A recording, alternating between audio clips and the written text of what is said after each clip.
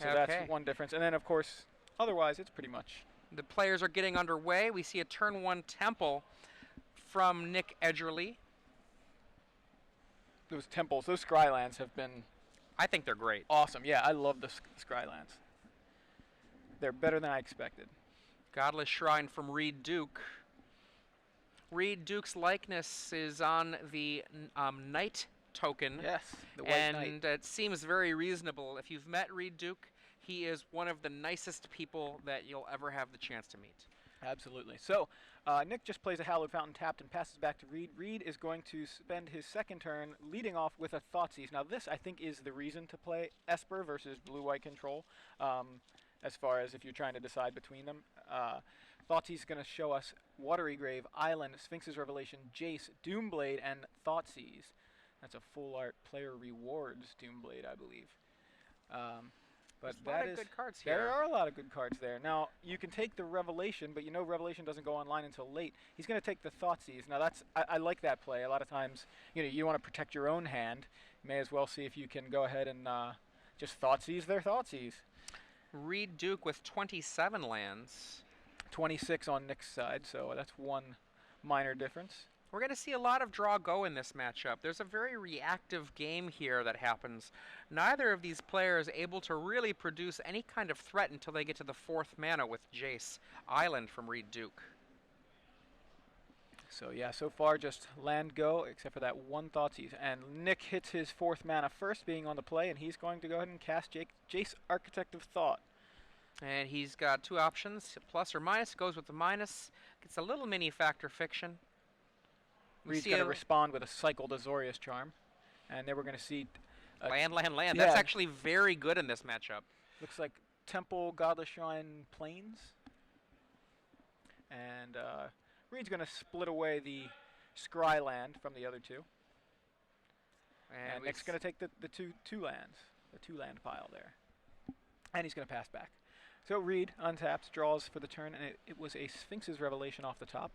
That's something that will be a lot more relevant later on, but Reid is going to land his own Jace Architect of Thought, and we're going to see the same thing. Land. Wow. The only difference there is that Nick had a Scryland within those 3, and Reid has a Watery Grave. Now, one of the things that's kind of interesting, this is a fairly new phenomena, the dueling planeswalkers of the same name.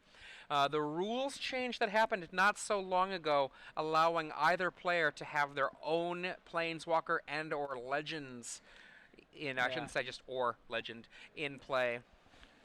Yeah, the Jace acting like Oprah. You get some cards, and you get some cards, and you get some cards. Just back and forth, Giving everybody some cards. So Nick is going to plus his Jace. He does not want to give it away. And he's going to use Hero's Downfall on Reid's Jace. Follow up with a Godless Shrine and pass back. So Nick ends his turn with a Jace on 3 to Reid's lone 4 lands. Now, when it comes to cards that can handle a Planeswalker, Reid Duke runs 4 Detention Sphere, 2 Heroes Downfall. On the other side, Nick has a 3-3 split between the 2. So 6 cards total that these players can use to remove a Planeswalker from play.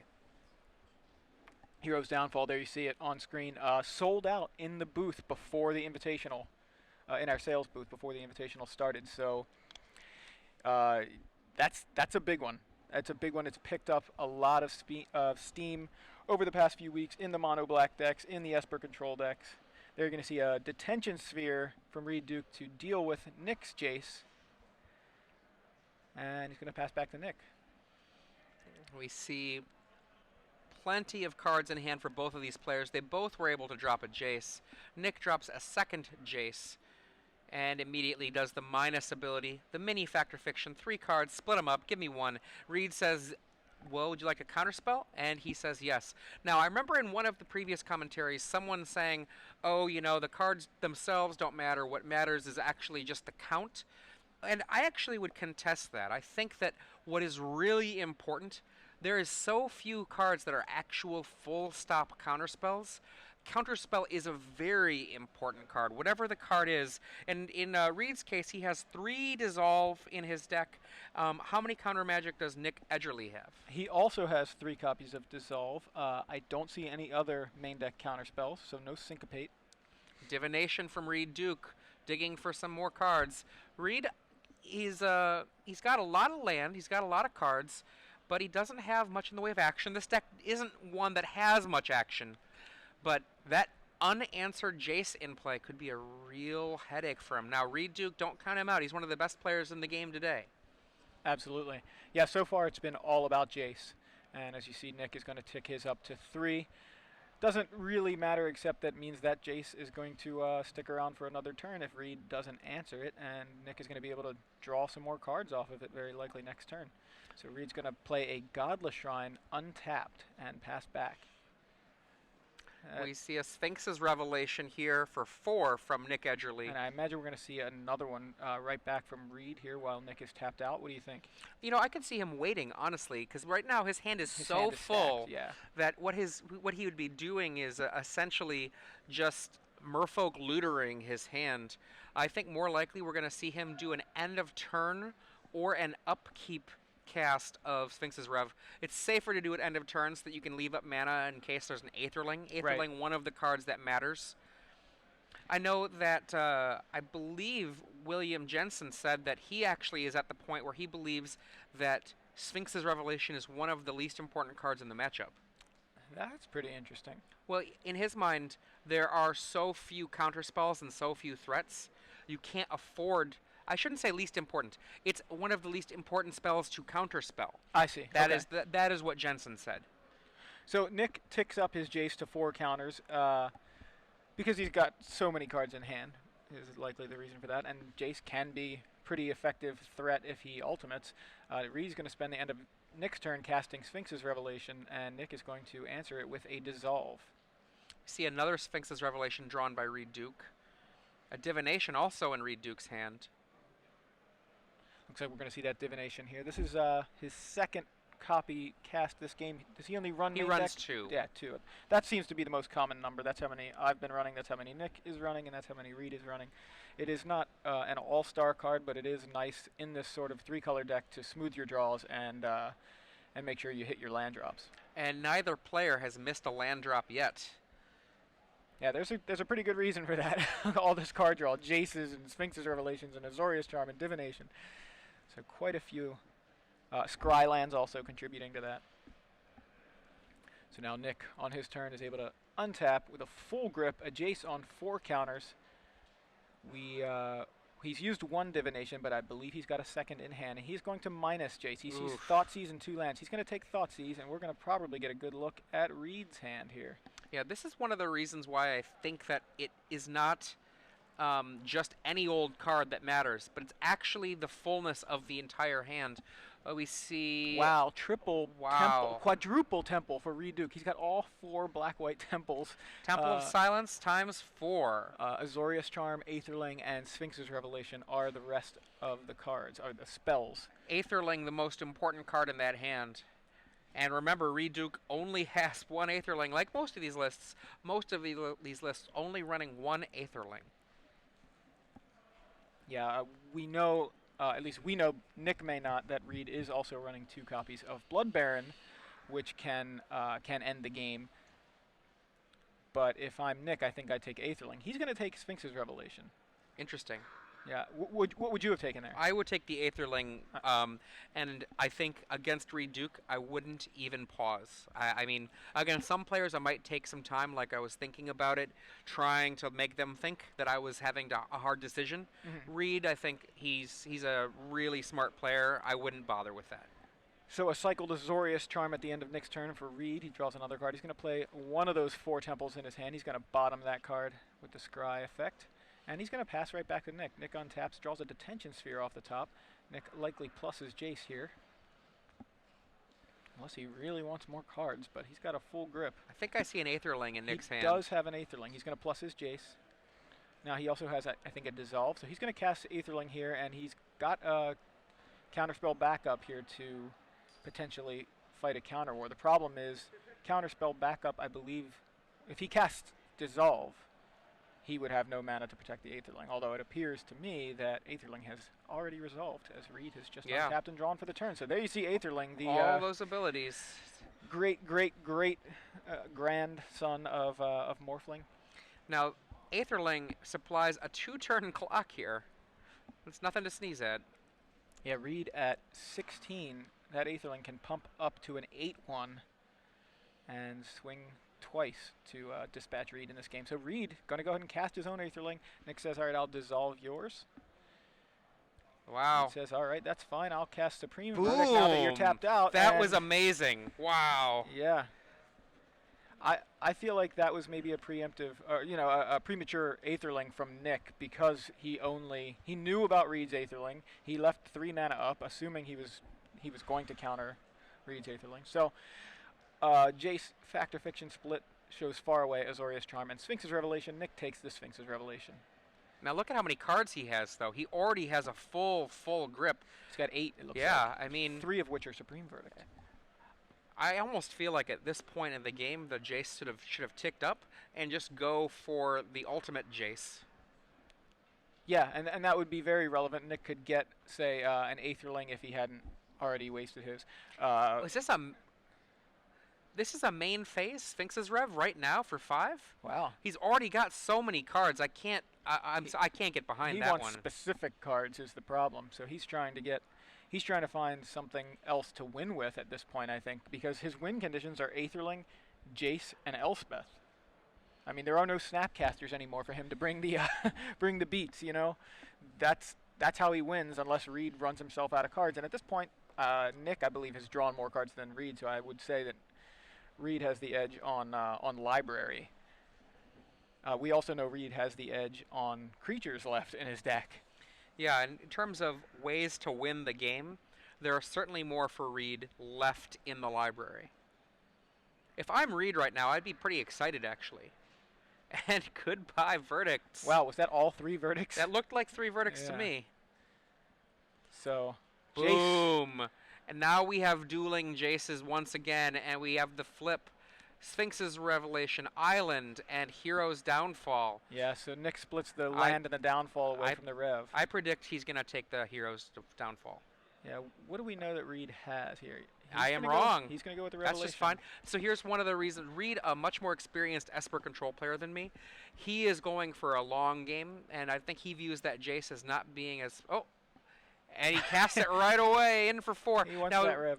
His hand is empty for the not empty, is low, so this is just going to fill him up. Right, he just went from 3 cards to 7 off of that main phase Sphinx's Revelation, and now he passes back to Nick. So right now, Game 1 here in our first round of Standard of the StarCityGames.com Open Series, featuring the Invitational live from Indianapolis. We are watching a Esper Control mirror match. Nick Edgerle casting Divination there. He's got a Jace Architect of Thought on 1 counter, which he has not yet activated this turn. He's going to tick it up right now as we speak, and he's going to tap 6 and cast an Elspeth. Elspeth, Sun's Champion, new Planeswalker out of Theros. This is the Esper Planeswalker tag team of late, also blue-white control Planeswalker tag team. Jace Architect of Thought and Elspeth. And Reid says, yeah, here, have some tokens. Here's some soldiers for you, buddy. One of the things I like to think about with these control mirrors, in some ways it's like you're both on a rowboat trying to knock the other one off, and at a certain point someone pushes their foot down and the rowboat starts rocking, and then you're just both main phasing these huge spells. Yeah. Who will make it work? Will you fall off? D-Sphere. Detention Sphere is going to take care of Elspeth, leaving Nick with 3 dudes. Seriously. Remember, Jace, very good at dealing with 1/1s. Yes. So Reid is not afraid of those soldiers. He's going to tick up his Jace to 3 counters and pass back to Nick. So Reid Duke at 18, Nick Edgerle at 27, but we know life totals have very little relevance right now at this point in the game.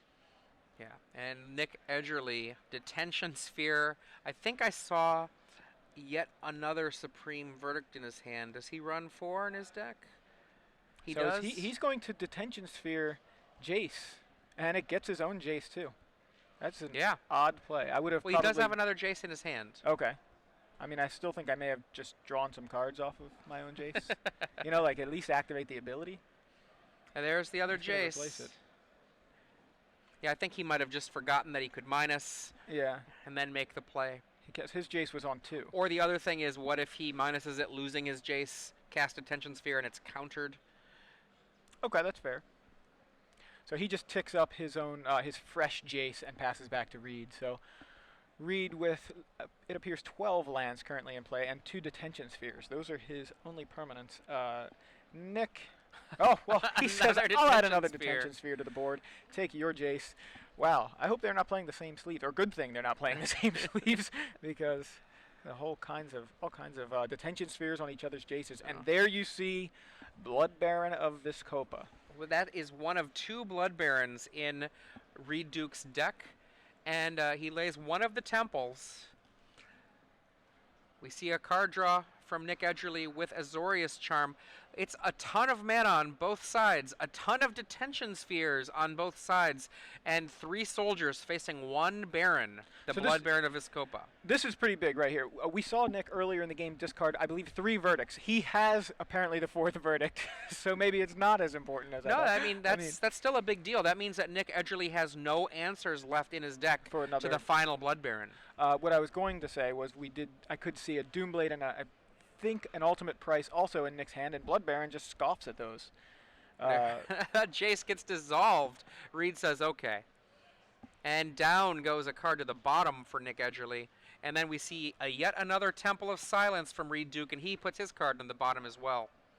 Yeah, so Reid unable to resolve his Jace Architect of Thought. So the board is all lands and Detention Spheres right now. Another Temple from Reid Duke, another card to the bottom. I wonder how much work a Thassa would do in this board state. Yeah, Thassa would be pretty good right here. You see just how much these players are both just using the scry ability to try to sculpt something out of these draws. It's land go for these players. I believe at this point Nick is down to 1 Elspeth. Well, he's definitely down to 1 Elspeth. Not quite sure how many Jaces, but I want to say he may be Jaceless. Oh, he's close to it. And then his only other path to victory is decking Reid. Elspeth. And, yeah, Reid says, I've got an Elspeth. Here come soldiers. We know Nick has a Detention Sphere in hand. In fact, he's got 2 Detention Spheres in hand, so we're very likely to see that cast from Nick. I think we're looking at the possibility of a Sphinx's Revelation. He goes, kill one of those dudes. Kill one of those dudes. Price another one. Kill one of those dudes. So Nick trades 3 cards for 1 activation of Elspeth. There you see Elspeth, Sun's Champion, and Elspeth is going to be put in detention. Now Reid Duke has 1 Elspeth and 1 Blood Baron left for finishers. Actually, Reid, I think, only plays 1 Elspeth main, so that's... Oh, you're right. He's got 1 Blood Baron left for finishers. And then the question of Jace as a possible finisher. Right. There's been so many Jaces on either side of the table that not quite sure how many are left in the players' libraries. As you can see, there are 2. Actually, I think there's just 3 straight Jaces detained on that side. Oh, I'm sorry, no, that's Elspeth. Jace Elspeth on Reid's side, and Jace Elspeth on Nick's side. Dissolve stops the last Jace, I believe. Jace. That's Reid's. Is that Reid's last Jace? It has to be his last Jace. Well, it could, maybe not. I mean, there's I see there's a Jace in Reid's graveyard and 3 Jaces on Reid's side of the board. Now, some of those are Nick's, but that's 4, 5, 6, 7. There's 7 Jaces in sight right now, and there may be the 8th in Nick's graveyard. I suspect it is. You see them both count their libraries, and Reid Duke ups his, yet another D-Sphere, and an Elspeth, the last finisher for Nick Edgerle in his deck. How many D-Spheres main is... Reid's got a 4th Detention Sphere that he could draw to answer that Elspeth. Nick is only running 3 main deck Detention Spheres. Wow, this is just haymaker, answer, back and forth. So Elspeth hits the table, makes some soldiers, and wow, it's like hot potato. Reid untaps, says go. Oh boy. All right. Reid looking at his graveyard. I'd like to get a look at Reid's hand. Maybe Nick will cast a Thoughtseize or something. In for 3 come the little guys. So now life total is beginning to matter because Reid is on quite a clock at this point. He's going to count his library, but he's going to need to deal with those soldiers and that Elspeth. Roughly 20 cards. And check he's... and roughly 14 cards for Nick Edgerle. That sounds about right. It seems like Nick was drawing a lot more cards. Reid is going to cast Sphinx's Revelation for, looks like... 3. Just 3. I think that that means that right now it's very likely that he will definitely not be decked with this Revelation. He's keeping himself ahead of that. He should know roughly the bottom 6 cards of his library. I'm sorry, maybe not 6. It depends on how many he bottomed. But he bottomed a lot off of those temples. So he should know the bottom, say, 3 or 4. Well, in theory, of course, you have to remember every single card you've scried to the bottom, which can be hard sometimes. Right, that's pretty difficult. So there's a Supreme Verdict. So that will stem the tide for a moment. Nick, of course, will just make 3 more off of that Elspeth. The real problem is the Elspeth. And you see Nick counting his library because he recognizes that he could very well die. Now, what he's trying to do here is he's trying to put enough cards in his hand to be able to finish this game out without basically getting the dissolves and what he needs to protect this game. Yeah. He's on Protect Elspeth. That's what his plan is. Protect Elspeth. He figures he can win faster. As long as he protects Elspeth, he can win before he gets decked. And there's the soldiers off of Elspeth. He's going to play a Scryland. To the bottom. Not many cards left, though. This is 21 minutes into this game. All right, land go, says Reid Duke. Reid with just a few cards in hand. Looks like 3 or 4. Elspeth ticks up yet again. She is now on 8 counters. Now, if we look at Elspeth, she's got 3 great abilities. One of those abilities will actually kill the Blood Baron of Vizkopa. Right. All right, Reid. Reid is going to cast Thoughtseize. So we see Hero's Downfall, Doomblade, Divination, and 3 lands. You can see Elspeth on the left there. -3, destroy all creatures with power 4 or greater. +1, you see all the tokens. And -7, look at that emblem. +2/+2 and flying for all of your creatures. Yeah, at this point, I mean, Elspeth is just going to go ultimate and Nick's going to swing in for the win. So Reid has to find an answer for Elspeth. Not only does she go ultimate, but she sticks around to make more guys if somehow Reid deals with what's on the table with something like Supreme Verdict, as we saw him do a couple turns ago. So in comes a bunch of tokens. Wow, I'm surprised Nick didn't just go for the put him to the ultimate. test. Yeah. Put Reid to the test. Show me that you are not dead. All right, so 9 tokens on Nick's side of the board. He passes back to Reid. Reid is now at 7. Azorius Charm. And it's Supreme Verdict off the top. Supreme Verdict deals with all the tokens. Pass the turn. All those lands. Far away, drawn by Nick Edgerle. That's a card that can actually answer that last Blood Baron. Yeah. We see Elspeth, 3 more creatures. Reid, I think, is playing for the decking win condition as far as the way he seems to be playing the game. He's playing very defensively. He doesn't, I mean, if he doesn't have Blood Baron, he doesn't have it, and we know Nick has an answer. So more tokens, more soldiers from Nick's Elspeth. Elspeth now up to 11, and Reid scoops him up. Whew, that was a long one. That was a long one. So 23 and a half minutes roughly for that game 1, and yeah, it was just like it started off a couple of Jace fights, and then it was just haymaker, answer, haymaker, answer, haymaker, answer until Nick was left with the I guess you could say Reid was left with the hot potato, right? Yeah.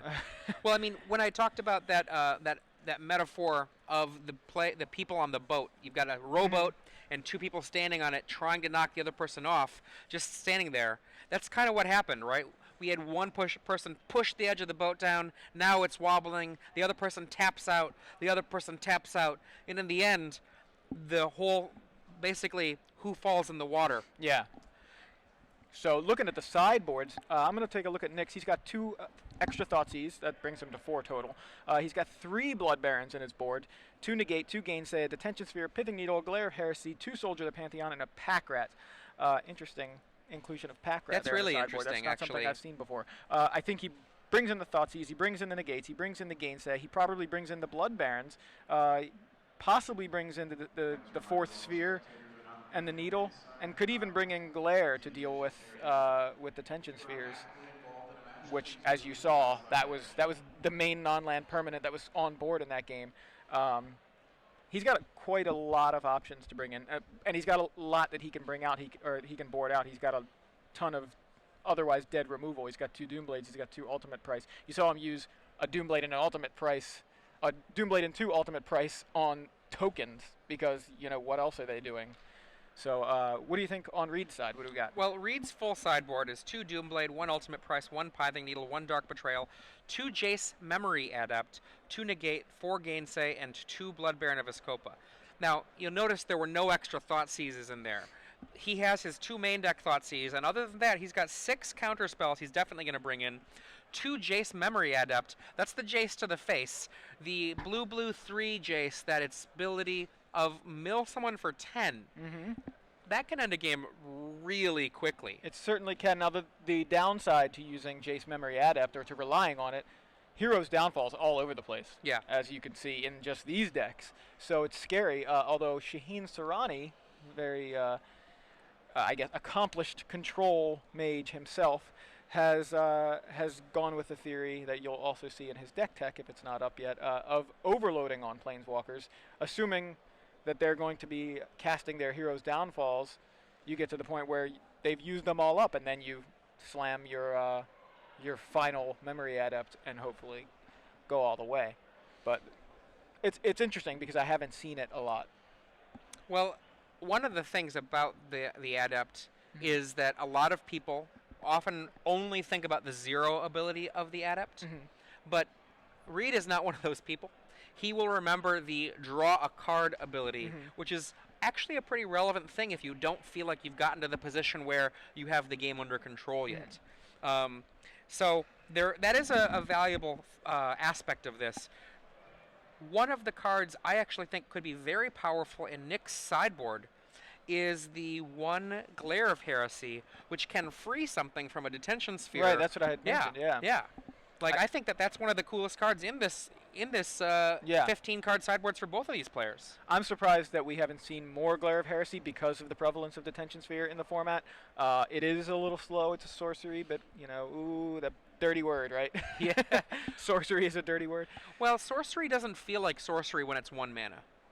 You know what I mean? It's just, when it's so cheap, it really is. It doesn't feels Glare cost 2? A white and 1? Oh, you are correct. That is white but and 1. It's still fairly cheap. Dark Betrayal is the 1 mana. Yes, Yeah, Glare exactly. of Heresy is the 2 mana. Dark Betrayal's an instant. Yes. But we'll talk about that in another match.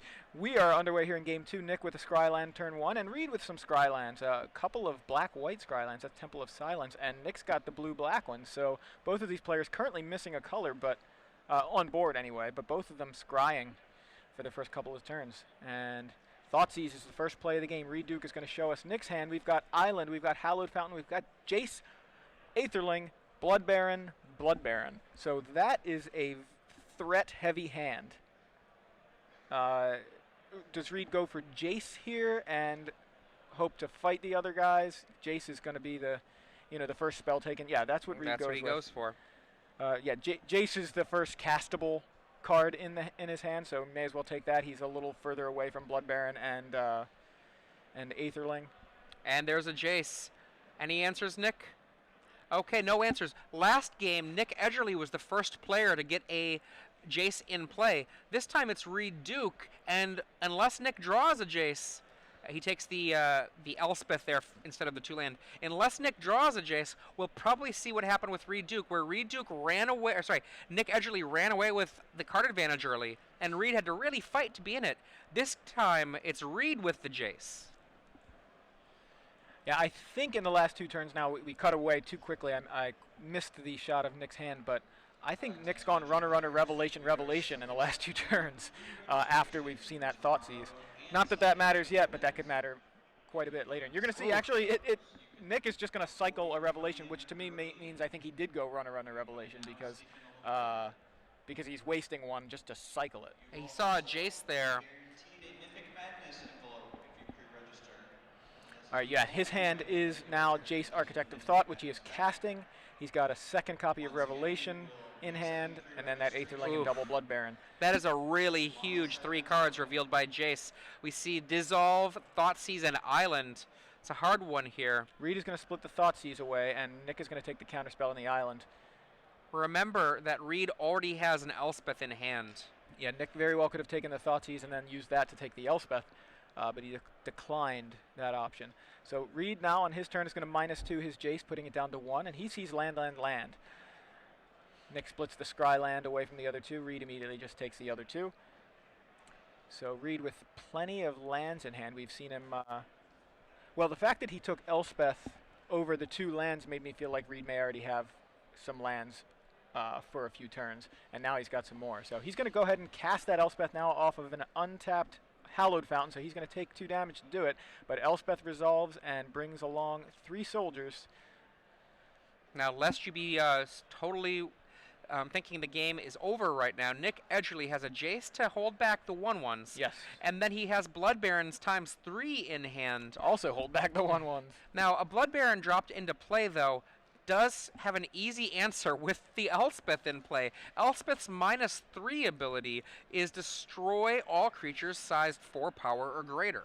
Yeah, and I imagine if Reid doesn't have another answer for that Blood Baron, we're going to see her do that right now. And look at that. Boom. Elspeth just kicks that Blood Baron right to the curb, swings in with 3 soldiers, and Jace is going to tick up.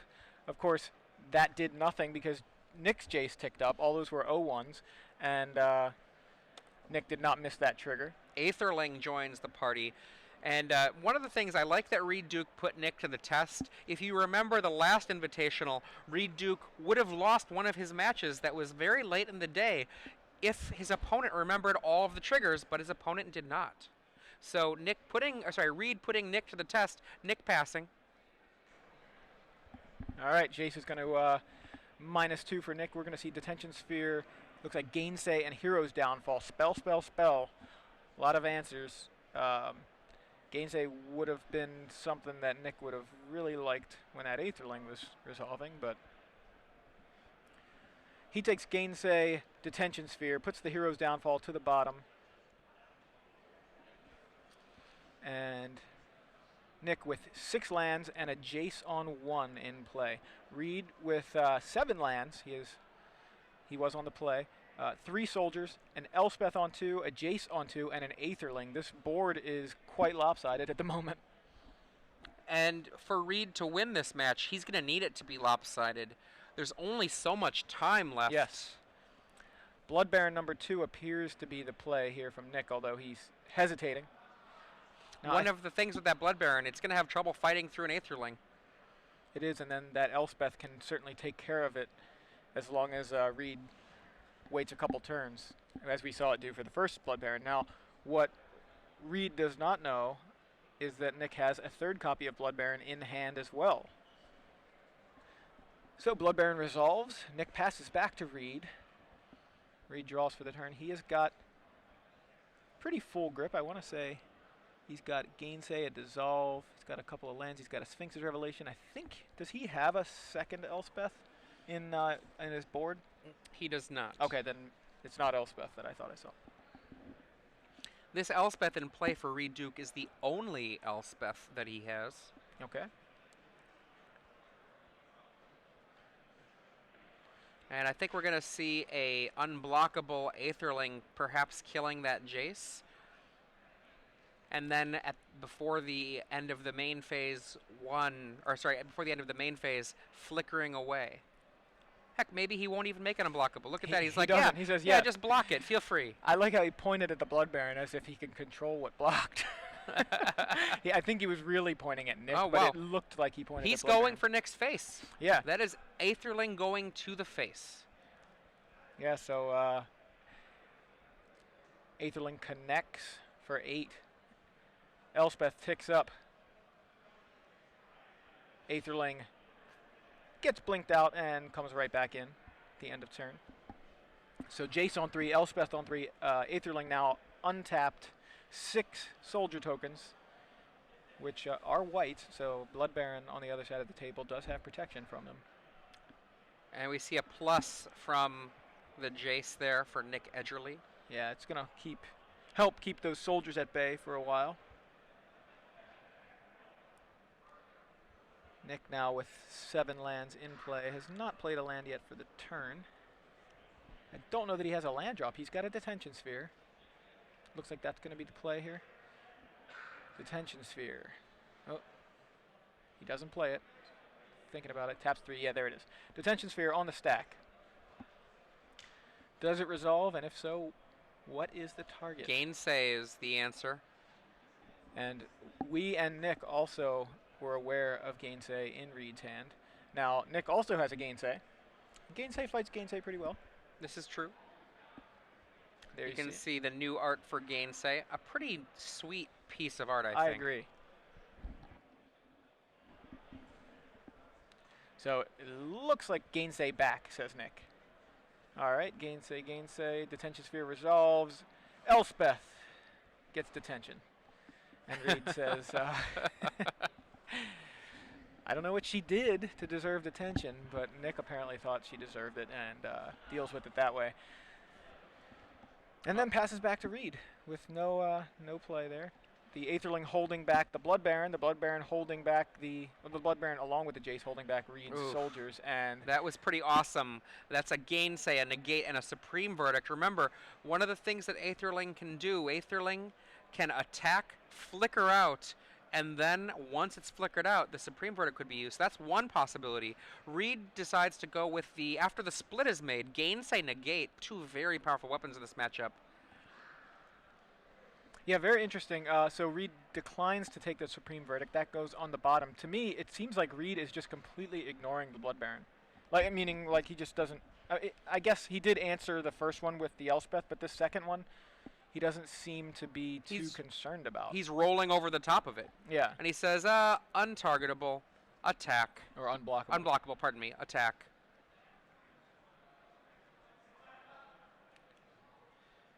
And now... is he attacking Nick, or is he attacking the Jace? The fact that he pumped it makes me think he's attacking Nick. Yeah, I agree. He goes up to 6, so he knocks Nick down to 6, and then he untaps the Aetherling with the Blink ability and passes back to Nick. So Reid with, yet again, 6 soldiers, Aetherling, and a Jace on 1.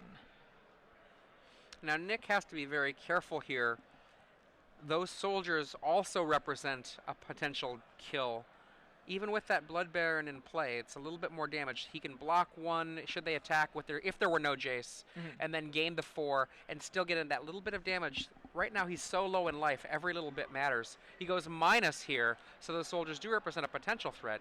Finds Supreme Verdict, Island, and Dissolve. So Verdict not super scary because it deals with the soldiers, but not the Aetherling. It really depends on what Reid wants to resolve, and it looks like that's how he's splitting it. He's saying he respects the Dissolve over the Verdict and Island, so let's see what Nick wants. Does Nick respect the soldiers? Yeah, that's what he's going to go with. Oh no, he's putting those on the bottom, so he's going to take the Dissolve.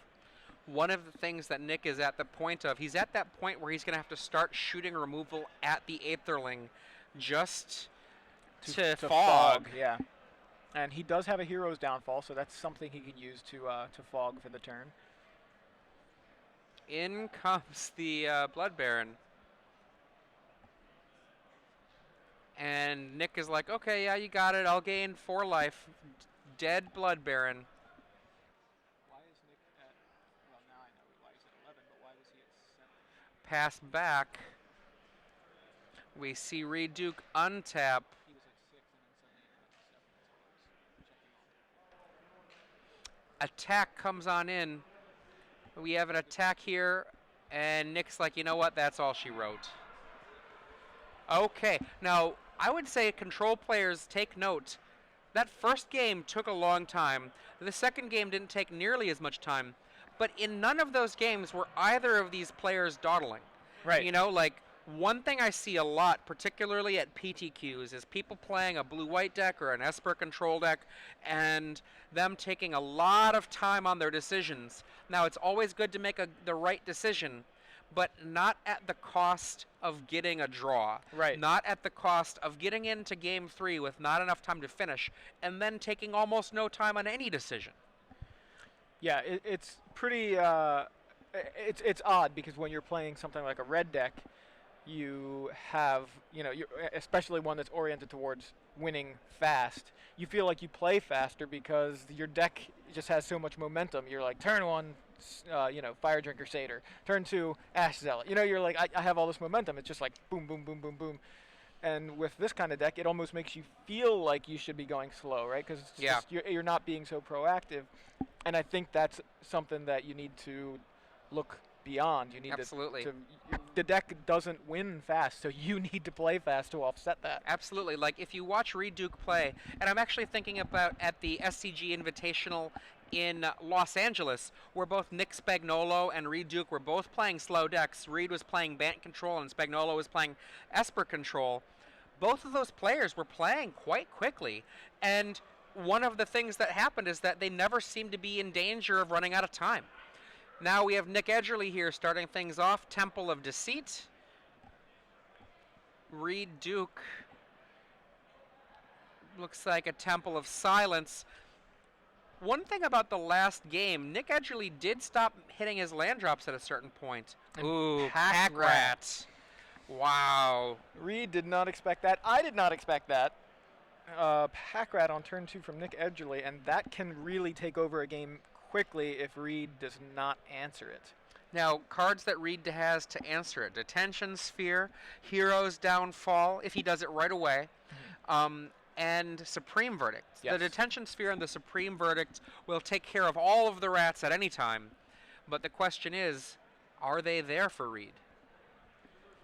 So Reid plays a Scry land and puts it on the bottom, puts his top card on the bottom. He does have a Thoughtseize, I think, in hand.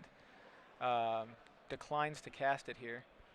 We see Nick Edgerle takes 2, discards an extraneous land to his Pack Rat, attack. So he's got a 2/2 Pack Rat into the red zone.